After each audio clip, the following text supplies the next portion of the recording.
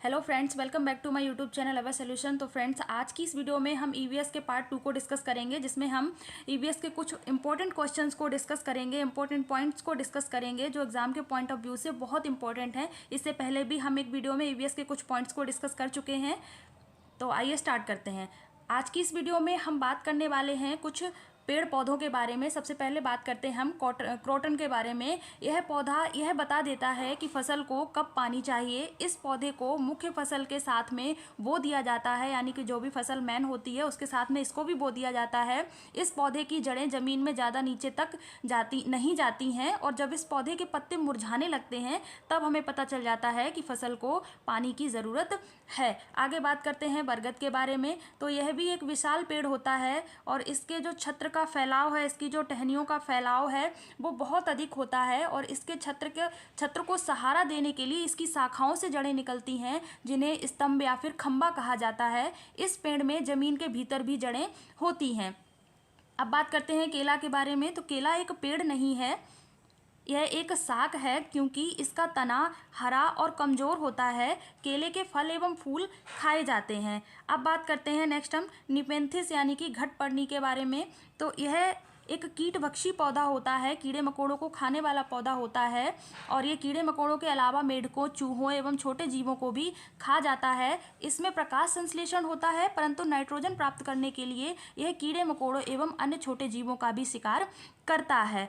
यह लंबे घड़े जैसा होता है, जिसके ऊपर पत्ती नुमा ढक्कन लगा होता है, और इसमें से एक खास तरह की खुशबू निकलती है, जिससे कीड़े मकोड़े इसकी ओर आकर्षित होकर इसके घड़े में फंस जाते हैं और इसका शिकार बन जाते हैं। अब यह पौधा मेघालय, भारत में, ऑस्ट्रेलिया एवं इंडोनेशिया में पाया जाता है। अब बात करते हैं रेगिस्तानी ओक के बारे में। तो रेगिस्तानी ओक जो है वो ऑस्ट्रेलिया में पाया जाता है।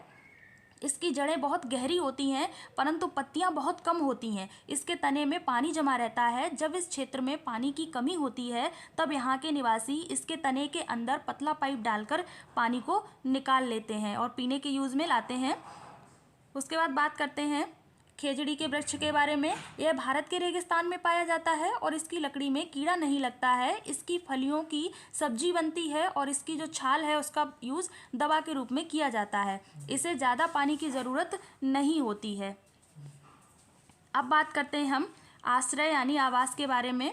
सबसे पहले हम बात करते हैं पक्षियों के घोंसलों के बारे में। तो कुछ पक्षी जो है वो अपना घोंसला खुद बनाते हैं और कुछ पक्षी अपना घोंसला खुद नहीं बनाते हैं। सबसे पहले बात करते हैं किलचुड़ी पक्षी के बारे में। यह अपना घोंसला जमीन में पत्थरों के बीच बनाती है। जुलाही चिड़िया, जिसको बीवर बर्ड भी बोला जाता है, उसका घोंसला एक लालटेन की तरह होता है जो टहनियों से लटका हुआ होता है, और घोंसला नर पक्षी ही बनाता है। कठफोड़वा और बसंत गौरी पेड़ के तने में छेद करके घोंसला बनाते हैं। दर्जन चिड़िया दो पत्तों को आपस में सिल कर घोंसला बनाती है। कबूतर और गौरैया घरों में भी घोंसला बना लेते हैं। कौवा पेड़ की ऊंची डाल पर घोंसला बनाता है। कोयल अपना घोंसला नहीं बनाती है, वह कौवे के घोंसले में ही अंडे देती है। पाख्ता झाड़ियों के बीच में अपना घोंसला बनाती है, और मादा शुतुरमुर्ग जमीन को थोड़ा सा खोदकर घोंसला बनाती है और अंडे देती है। मोरनी या तो झाड़ियों में घोंसला बनाती है या फिर पेड़ों की नीची डालियों पर। चील सबसे ऊंचे पेड़ पर घोंसला बनाती है। इसका घोंसला 4-5 फीट चौड़ा होता है। चील अपने घोंसले का साल दर साल प्रयोग करती रहती है। उल्लू पेड़ के किसी खोखले भाग को ही अपना घोंसला बना लेता है, और गिद्ध अपना घोंसला सुनसान पेड़ों पर, खोखलों में, चील के छोड़े हुए घोंसलों में, चट्टानों के दरारों में या फिर सुनसान जगहों में बनाते हैं। अब बात करते हैं हम मनुष्य के आवास के बारे में।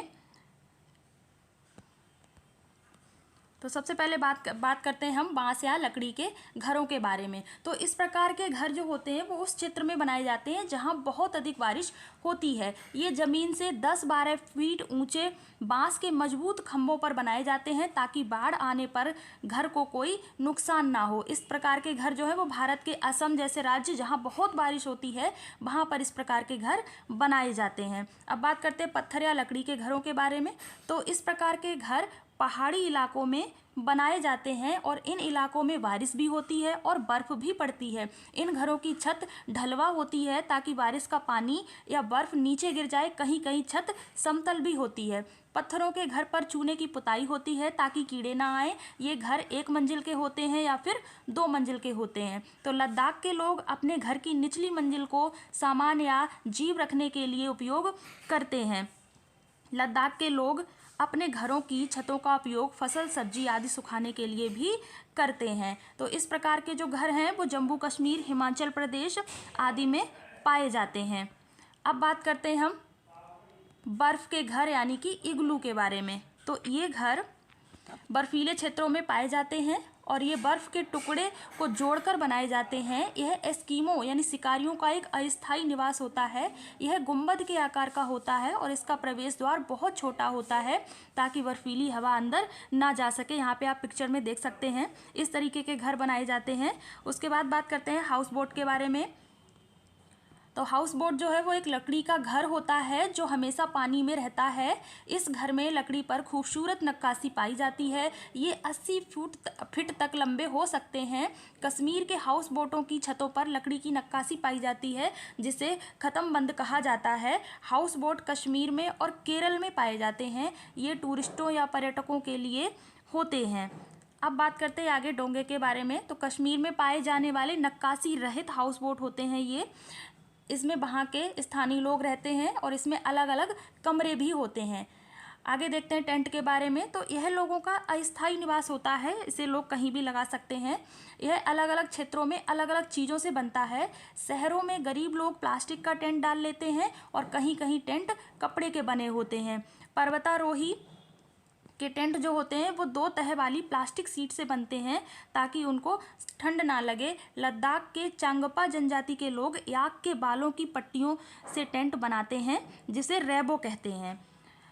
आगे बात करते हैं हम कुछ पौधों के खाए जाने वाले भागों के बारे में जहाँ से क्वेश्चंस बनते हैं। सबसे पहले देखते हैं तना। तो तना में आलू, प्याज, लहसुन, अदरक, हल्दी ये सब आ जाएंगे। जड़ में गाजर, मूली, सलजम, शकरकंद, चुकंदर ये आ जाएंगे। पत्ते गोभी में, पत्ते वाली सब्जियों में पालक, बंद गोभी, सरसों, बथुआ, मेथी, मूली, चना आदि आ जाएंगे। और कुछ फूल भी खाए जाते हैं जैसे गुलाब, फूल गोभी, ब्रोकली, केला, सीताफल, कचनार, सहजन। और कुछ बीजों का उपयोग भी हम खाने में करते हैं जैसे चना, मक्का, चावल, गेहूँ और मेथी। तो फ्रेंड्स आज की इस वीडियो में बस इतना ही।